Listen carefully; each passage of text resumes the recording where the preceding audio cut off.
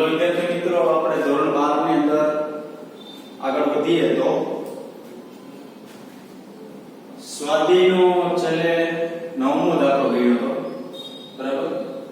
હવે છે સ્વાધ્યાયનો 10 11 થઈ ગયો છે. સ્વાધ્યાયનો છે 12મો દાખલો.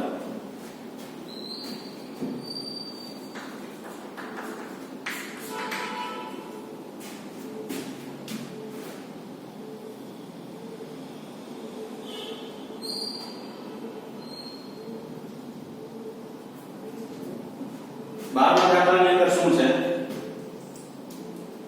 રકમ પહેલા એક આકૃતિ હું દોરી નાખું છું, બરાબર.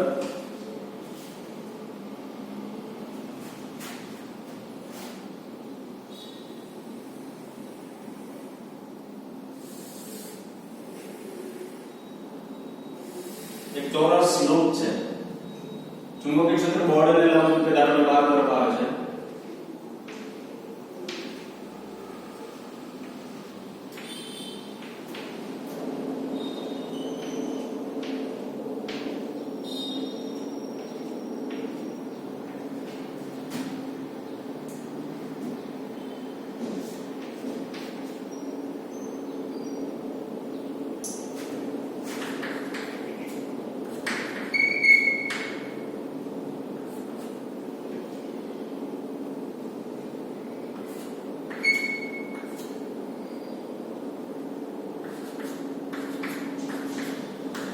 આ તો રકમ આપેલ નથી, આપણે તો પ્રવાહ મેળવવાનો છે. પ્રવાહની શું મેળવવાની છે? દિશા.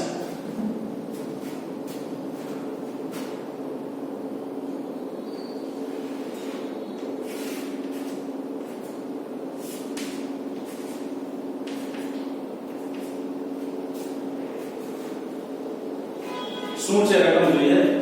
ધન z દિશામાં ચુંબકીય ક્ષેત્ર ધરાવતા વિસ્તારમાં 12 સેન્ટીમીટરની બાજુઓ વાળો એક ચોરસ ગાળો કે જેની બાજુઓ x અને y અક્ષોને સમાંતર છે.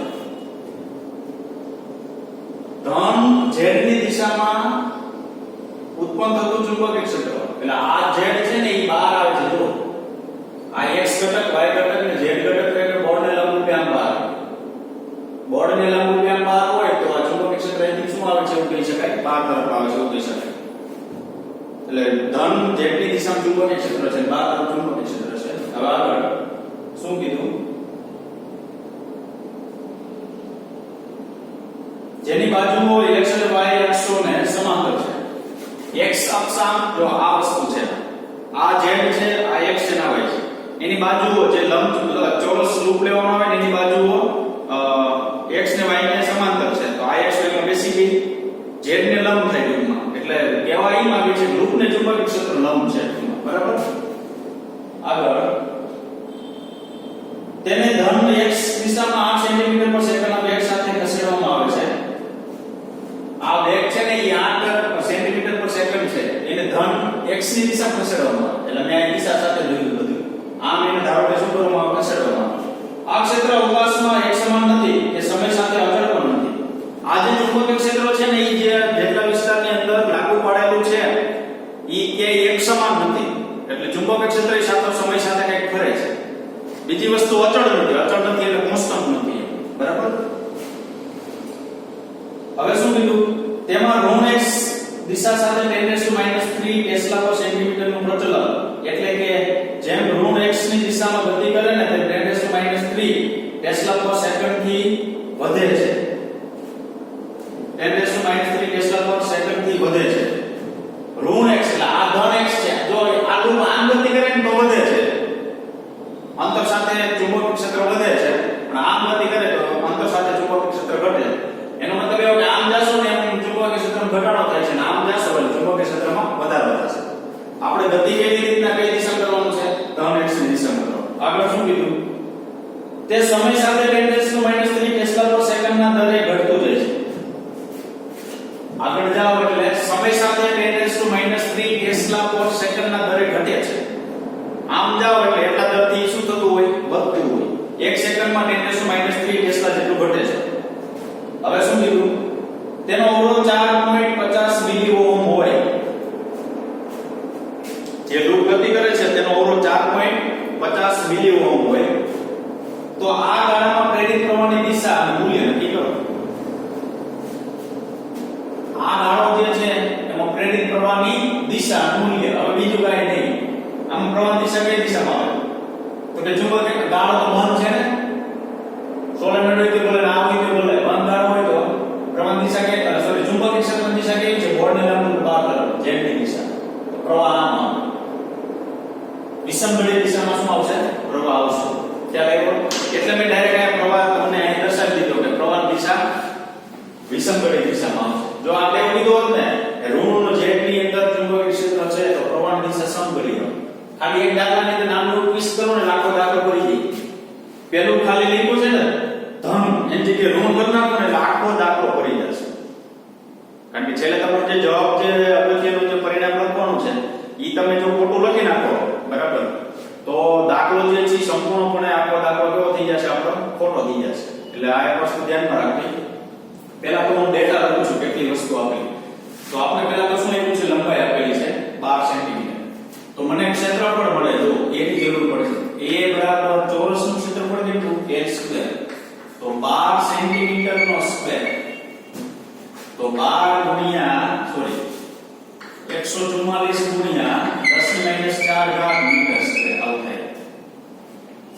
કારણ કે 12 ગુણ્યા 10 - 2 ઘાત નો સ્ક્વેર સેન્ટીમીટર નો મીટર નો સ્ક્વેર 144 થઈ ગયા 10 - 4 ઘાત મીટર સ્ક્વેર. પછી શું આપેલું છે? આપણે વેગ આપેલો છે 8 સેન્ટીમીટર પર સેકન્ડ આવું આપેલું છે, બરાબર. 8 * 10 - 2 મીટર પ્રતિ શું લખાય? સેકન્ડ, બરાબર. પછી શું આપેલું છે? અવરોધ આપેલો છે R બરાબર 4.5 મિલી ઓહમ. 4.5 મિલી 10 - -3 ઓહમ આવું લખાય. આગળ સમય સાથે બદલાતું ચુંબકીય ક્ષેત્ર.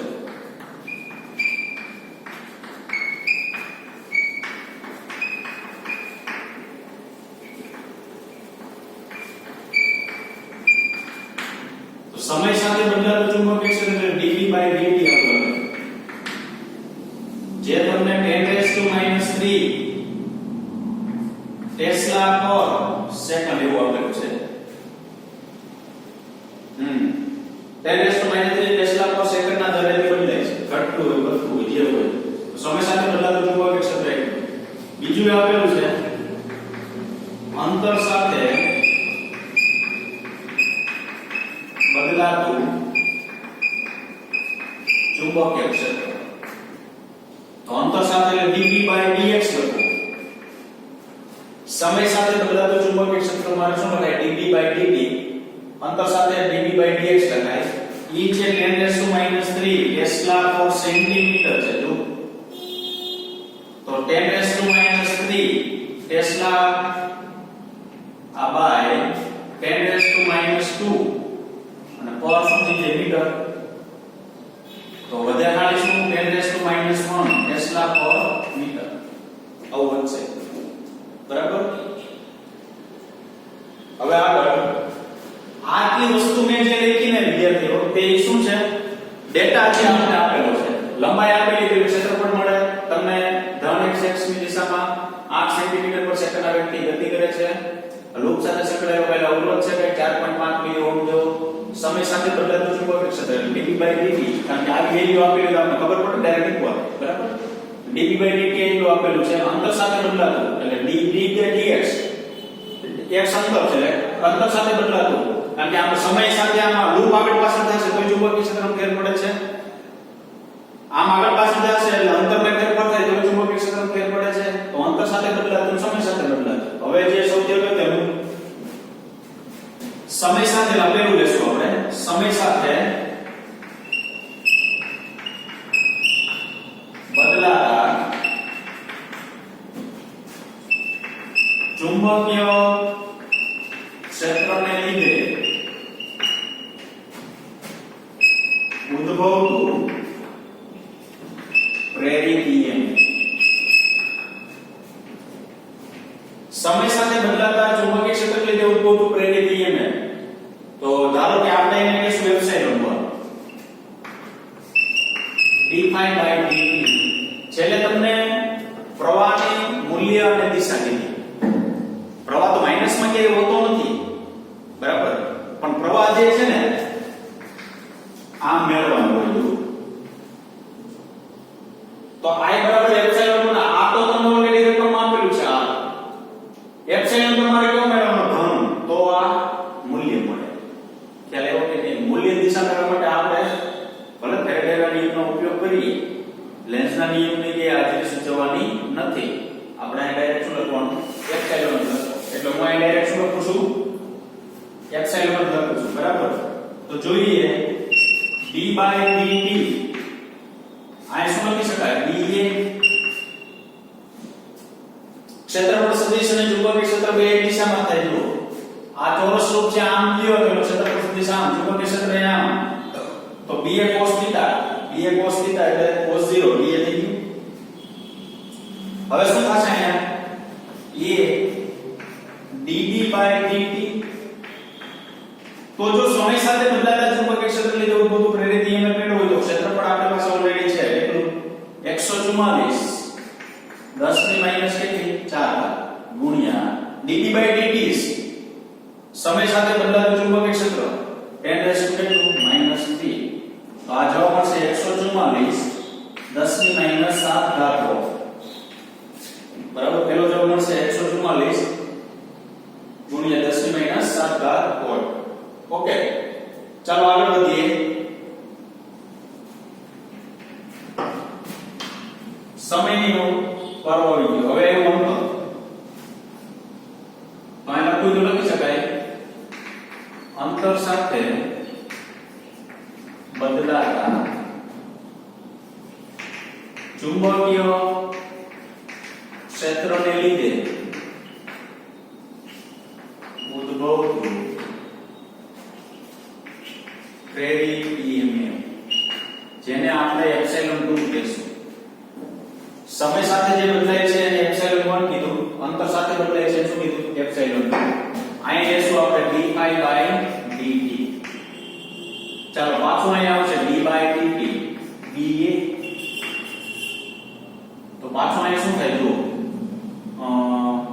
એ તો અચળ છે dt/dt તો હવે પાછું તમે અહીં કિંમત મૂકો તો એ તો સમયની સાપેક્ષે જે ચુંબકીય ક્ષેત્ર છે ઈનો જવાબ અહીંયા અહીં લખ્યું છે શું અંતર સાથે બદલાતા ચુંબકીય ક્ષેત્ર લીધે હવે અંતર સાથે બદલાતું ચુંબકીય ક્ષેત્ર લેવા જશો ને ધ્યાનમાં શું રાખવાનું તમારે dB/dx વાળું સ્ટેપ બનાવવું પડે જો dB/dx વાળું શું કરવું પડે સ્ટેપ બનાવવું પડે તો તમે એવું કહી શકો કે અંતર સાથે ચુંબકીય ક્ષેત્રમાં જે ફેરફાર થાય છે ને તેને લીધે મને પ્રેરિત EMF મળે જો હું અહીં ડાયરેક્ટ કિંમત મૂકી દઉં ને તો સમય સાથે બદલાતા જતા ચુંબકીય ક્ષેત્રને લીધે ચુંબકીય ક્ષેત્ર પ્રેરિત EMF મળે તો આની અંદર હું શું કરી શકું તો કે આ A dB/dx વડે ભાગી નાખ ગુણ્યા dx વડે ગુણી નાખ હવે મારે એવું કેવું dx વડે ગુણ્યા dx વડે ભાગ્યા હવે dB/dx આવે હવે હું અહીં કિંમત મૂકું ને અંતર સાથે જે ચુંબકીય ક્ષેત્ર બદલાય છે અંતર સાથે જે બદલાતું ચુંબકીય ક્ષેત્ર છે એની હું અહીંયા કિંમત મૂકું ને તો મારે એવું કહેવાય કે પ્રેરિત EMF કોના લીધે ફેરફારને લીધે મળે છે અંતરના ફેરફારને લીધે મળે છે તો અહીંયા શું થાય આ શું છે dB/dx ધ્યાન રાખજો બરાબર dx/dt જો સમય સાથે અંતરમાં ફેરફાર થતો હોય તો વેગ મળે તો કેટલા વેગથી ગતિ કરે છે ઈ આપણે રકમની અંદર આપણે આપેલું છે તો એ કેટલું થશે આપણી પાસે 144 10 ની માઈનસ 4 આ ક્ષેત્રફળ બરાબર dB/dx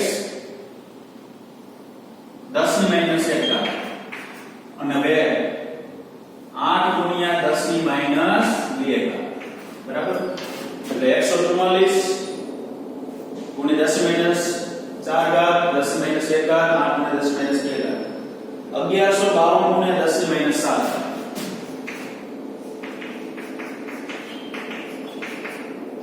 આ શું મેળવ્યું મને એપ્સિલોન તો અમારે અહીંયા એવું લખી શકાય કુલ પ્રેરિત EMF કેટલું કે એપ્સિલોન બરાબર એપ્સિલોન 1 પ્લસ એપ્સિલોન 2 144 ગુણ્યા 10 ની માઈનસ 7 ઘાત વત્તા 1152 ગુણ્યા 10 ની માઈનસ 7 ઘાત બેયને લીધે બદલાતો, કારણ કે જો સમય સાથેનો ફેરફાર તમને આપેલો છે અને અંતર સાથેનો ફેરફાર આપેલો છે, તો બેયને લીધે બદલાતું તમારે પ્રેરિત EMF મેળવવાનું. એ પ્રેરિત EMF નો શું કરવાનો? સરવાળો કરવાનો. એટલે કુલ તમને પ્રાપ્ત થશે 1.296 ગુણ્યા 10 - 4.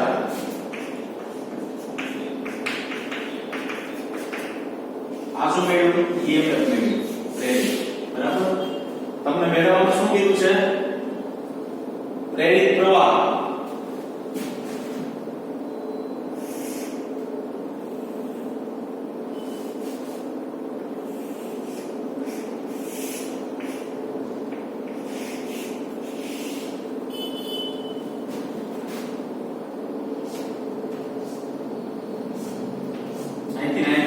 બરાબર. તો પ્રેરિત પ્રવાહ I બરાબર એપ્સિલોન નો શું લખવાનું? R. તો એપ્સિલોન તમને મળી ગયું છે કેટલું? 1.296 10 - 4. અવરોધ રકમ આપેલો છે 4.5 10 - 3. 2.88 10 - 2. આ પ્રવાહનું મેળવ્યું મૂલ્ય. હવે દિશા લખું છું. લૂપ જમણી બાજુ ગતિ કરતું હોવાથી પ્રવાહ વિષમઘડી દિશામાં મળશે. લૂપ જમણી બાજુ ગતિ કરતું હોવાથી પ્રવાહ કેવું મળશે? આપણે વિષમઘડી દિશામાં મળશે. મેં તમને કીધું હતું કે લૂપ એમનો રાખો, ચુંબકીય ક્ષેત્ર બહાર, કોઈ પ્રવાહ જે છે આમ તો મળશે જ આપણે. ખ્યાલ આવ્યો કે નહીં? બરાબર. હવે શું થાય? હવે હું આ એક વસ્તુ વિચારી લઉં, આ એક બાજુ વિચારી લઉં. એક બાજુ વિચારી લઉં તો હવે શું થાય? મારી પાસે PQ નામનો સળિયો છે. F વેક્ટર બરાબર Q * V vector cross B vector થી. V એટલે આમ, B એટલે આમ. ખ્યાલ આવ્યો? બરાબર. આ સળિયો લ્યો, આમ ચુંબકીય ક્ષેત્ર બહાર, તો બળ નીચે લાગે, નીચે તરફ. નીચે તરફ લાગે ને તો મારે એવું કહેવાય આ પ્રોટોન ભેગા થાય, શું થાય? ઇલેક્ટ્રોન ભેગા થાય. બરાબર.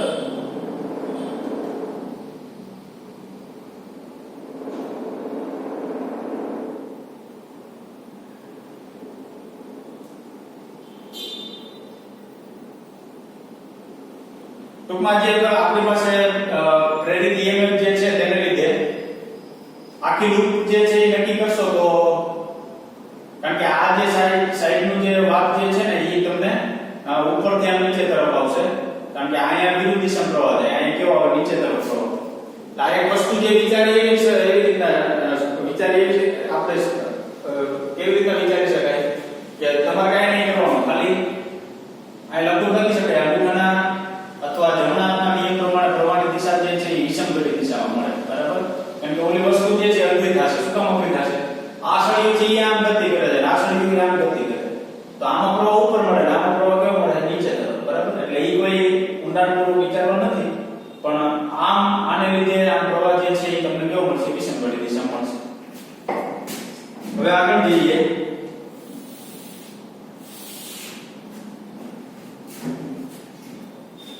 સ્વાધ્યાય ત્યાર મુજબ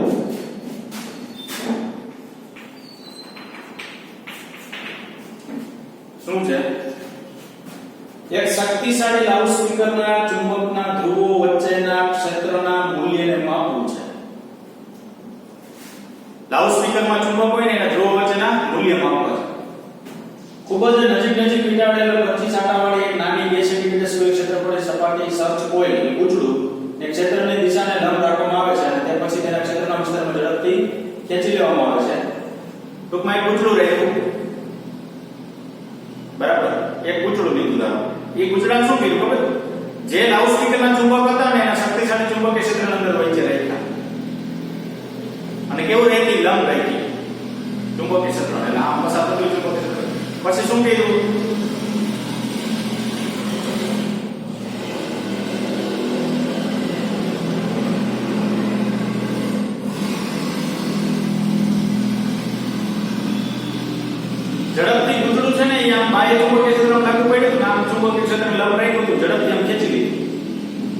શું કર્યું?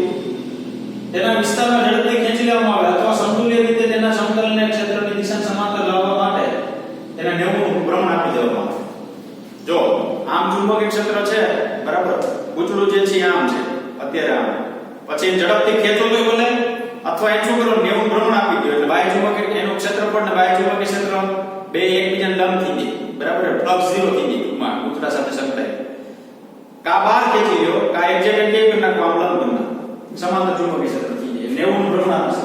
આ ગૂંચળામાં વહેતા કુલ વિદ્યુત પ્રવાહ એટલે કે ગૂંચળા સાથે સંકળાયેલ બેલેસ્ટિક ગેલોમીટર દ્વારા માપવામાં આવે. બેલેસ્ટિક ગેલોમીટરના ઘણા બધા પ્રકાર હોય છે. કયા ગેલોમીટરનો ઉપયોગ કરો છો એના ઉપર ડિપેન્ડ કરે. બેલેસ્ટિક ગેલોમીટરનો ઉપયોગ કરવામાં આવે છે. પછી 7.5 મિલી કુલમ્બ છે અવરોધ વિદ્યુતભાર બરાબર. આ ગૂંચળામાં વહેતો કુલ વિદ્યુતભાર 7.5 મિલી કુલમ્બ છે. તો ગૂંચળા અને ગેલોમીટરનું સંયુક્ત અવરોધ 0.50 ઓહમ છે.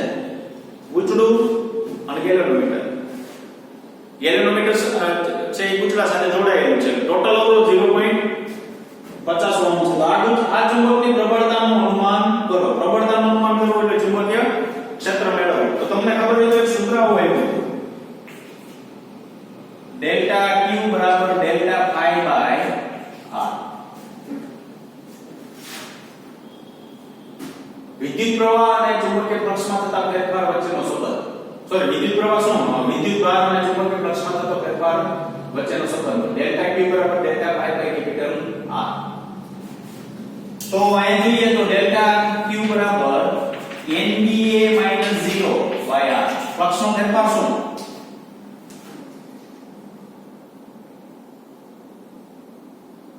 NBA - 0 કારણ કે આટા હોય ગૂંચળામાં. હવે તમને ખબર છે કે ફ્લક્સ છે એ જ્યારે ચુંબકીય ક્ષેત્રને લંબ હશે ગૂંચળું તો મળે, સમાંતર થઈ જાય એવું ભ્રમણ થઈ તો ન મળે. એટલે આપણે ડાયરેક્ટ શું મળશે ફેરફાર NBA R. B ને હું કરતા કરી નાખું તો delta Q R by NA જો જ આવું થશે. રકમમાં જે વેલ્યુ આપેલી છે મૂકીએ.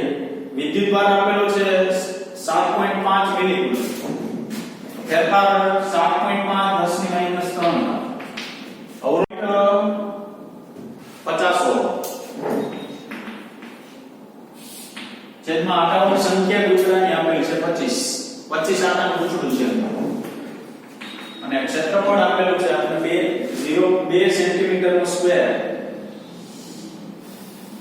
એટલે 2 * 10 - 4. તો ચુંબકીય ક્ષેત્ર કેટલું મળશે આપણે 0.75 ટેસ્લા.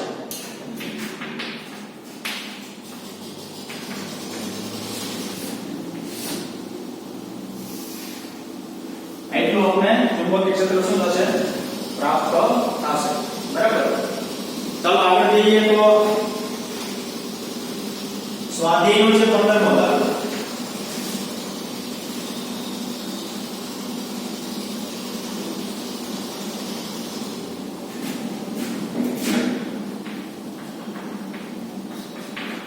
શું છે 15મો દાખલો? 30 સેન્ટીમીટર લંબાઈ 25 સેન્ટીમીટર સ્ક્વેર આક્ષેપનું ક્ષેત્રફળ 500 આટાવાળું અને જેના ગર્ભભાગમાં હવા હોય તેવું એર કાર્ડ સોલેનોઇડ. આટા સંખ્યા ક્ષેત્રફળ બધું આપી દીધું, વચ્ચે હવા છે બધું સોલેનોઇડમાં. પ્રવાહ 2.5 એમ્પીયર વહન કરે છે. તો આ પ્રવાહને અચાનક 10 - 3 સેકન્ડના ટૂંકા સમયગાળામાં બંધ કરવામાં આવે. 10 - 3 સેકન્ડમાં ચાલુ થયા પછી 1 સેકન્ડમાં બંધ કરી દેવામાં. તો આ પરિબળમાં ખુલ્લી કળ સ્વિચના છેડા વચ્ચે પ્રેરિત EMF એટલે કે બેક EMF કેટલું? બે છેડા વચ્ચે તમે સ્વિચ જોડો એ બે છેડા વચ્ચે પ્રેરિત EMF કેટલું? આ સોલેનોઇડના છેડાની નજીક ચુંબકીય ક્ષેત્રના ફેરફારને અવગણો. આ છેડાની નજીક સોલેનોઇડના છેડાની નજીક જે ચુંબકીય ક્ષેત્રનો ફેરફાર થતો હોય એને શું કરી નાખવાનો? અવગણી નાખવાનો. તો પહેલા કેટલી વસ્તુ આપેલી છે હું લખું. પહેલા લંબાઈ આપેલી છે સોલેનોઇડની 30 સેન્ટીમીટર. 30 * 10 - 2 ઘાત મીટર. પછી આટાઓની સંખ્યા આપેલી છે 500. પછી શું આપ્યું છે? પ્રવાહ આપેલો છે I1 2.5 એમ્પિયર, I2 0. આ પ્રારંભિક પ્રવાહ કઈ છે ને પછી કેટલો કરવામાં આવે છે 0 એમ્પિયર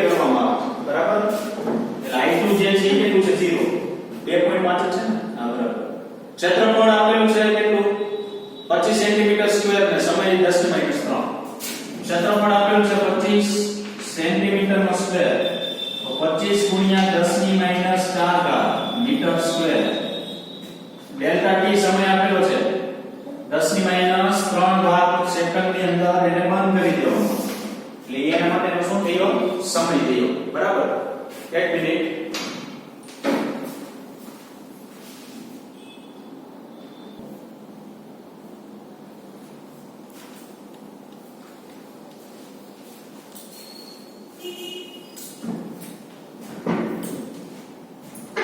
ચાલો આ બધું ડેટા આપણે આપેલો છે. EMF મેળવવું છે તો પ્રારંભિક ચુંબકીય ક્ષેત્ર કેટલું થશે? પ્રારંભિક ચુંબકીય ક્ષેત્ર B1 બરાબર μ0 NI1. B1 બરાબર μ0 કેપિટલ NI1 બાય અંતિમ ચુંબકીય ક્ષેત્ર B2 બરાબર μ0 NI2 μ0 કેપિટલ NI2 બાય આ બે પ્રવાહ લઈ ગયા. બરાબર? પાછો બે ને શું લઈ ગયા? ચુંબકીય ક્ષેત્ર. હવે પ્રેરિત EMF છે એપ્સિલોન બરાબર -d5 by dt.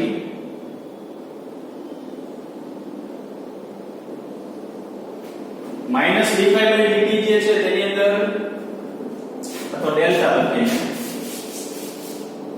Delta 5 by delta t minus n IA d2 minus d1 by delta t અવકાશ.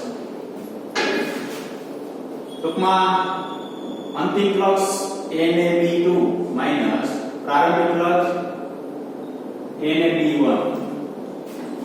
હું આને ફેરવી નાખું તો n એ b1 માઈનસ શું થઈ જાય b2 છેદમાં ડેલ્ટા t આવતી. n એ b1 માઈનસ b2 છેદમાં ડેલ્ટા t. ચાલો હવે હું બધી કિંમત રાખું. n એ b1 એટલે કેટલું છે મારી પાસે? μ0 capital N I1 by N minus μ0 capital N I2 by N આપ્યું છેદમાં ડેલ્ટા t. કોમન નીકળે તો કાઢી લઈએ. N A I ને એટલે ટોટલ n સ્ક્વેર થઈ ગયું. n સ્ક્વેર n નીકળે બાર μ0 by delta t into L I1 minus I2. જોઈ લો એટલે બરાબર n square a μ0 n square a by delta L બરાબર. ચાલો આના છે 500 નો સ્ક્વેર. ક્ષેત્રફળ છે આપણી પાસે 25 ગુણ્યા 10 ની માઈનસ 4 μ0 એટલે 4 5 એટલે 3.14 10 ની માઈનસ 7 I1 2.5 માઈનસ 0 એટલે 2.5 છેદમાં delta t 10 raise to minus 3 ખાલી L 30 ગુણ્યા 10 ની માઈનસ 2 કિંમત મૂકી દો. પ્રેરિત EMF આપણે 6.54 વોલ્ટ પ્રાપ્ત થશે.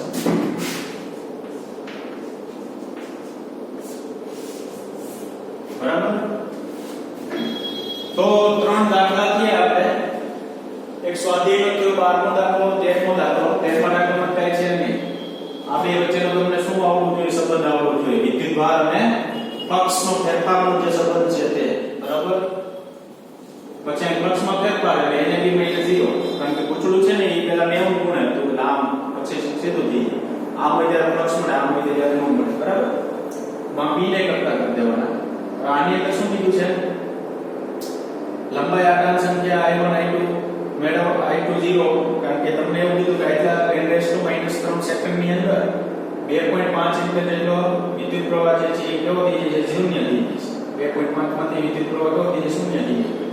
તો અહીંયા પ્રારંભિક ચુંબકીય ક્ષેત્ર પૂછડું છે સોલેનોઇડ એટલે 0.b1 0 સ્મોલ ni1 અહીંયા b1 જેટલું મળશે, અંતિમ ચુંબકીય ક્ષેત્ર b2 જેટલું મળશે. એપ્સિલોન બરાબર માઈનસ dφ/dt આ મેં ઊંધું કરી નાખ્યું એટલે માઈનસ માં પ્લસ થઈ જશે. એ કિંમત પહોંચાડતો બરાબર. તો આ વસ્તુ જે છે અહીંયા સુધી આપણે રાખીશું. ચેપ્ટર નંબર 12 સોરી સ્વાધ્યાય 12 નો દાખલો, સ્વાધ્યાય 13 અને સ્વાધ્યાય કેટલામો થયો? 15 બરાબર. Thank you very much.